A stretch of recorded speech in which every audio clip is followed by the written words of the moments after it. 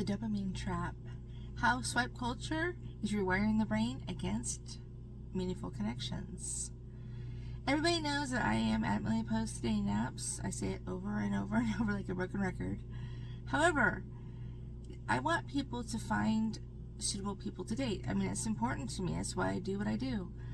And when I hear stories about, what the dating apps are doing, I get, kind of makes me angry, because I'm like, it's lying to people. And people need to be aware of what is actually happening to your brain when you are swiping endlessly every day, around the clock. Every chance you get, you're swiping, hoping to find the one.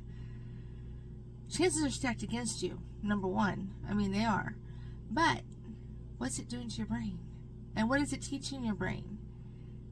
One dimension. Because let's face it, if you're scrolling, it's one dimensional.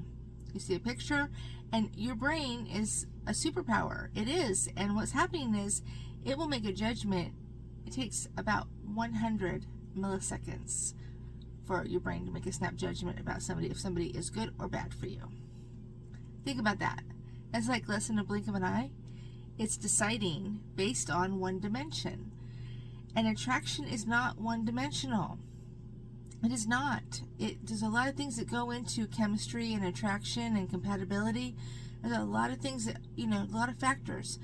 And if you are just getting one dimension and you are thinking, oh, I found the one, I found a great one to date, you may be wrong, because the rest of the dimensions may not be appealing to you. So you have to be careful, because that dopamine will take over. And it can make people a little bit cuckoo. It's the same thing as chemistry. You get a little cuckoo when you have that chemistry with somebody. It's like a drug, because it is. And it's like an addiction, because it is. So be mindful of this. And also, if you are training your brain that all you need is one dimension, it's going to steer you that way. It will. And then it's going to end you down a bad path.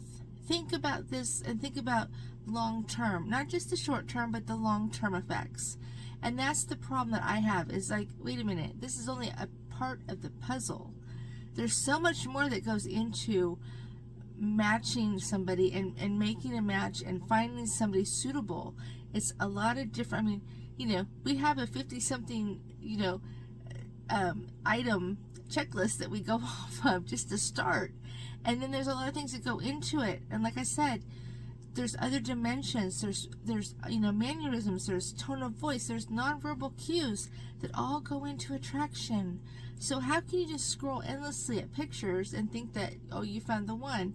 You may read a few lines, but you know what? Talk is cheap. How do you know if it's real? You don't. And that's the scary part for me. And that's the thing that just infuriates me.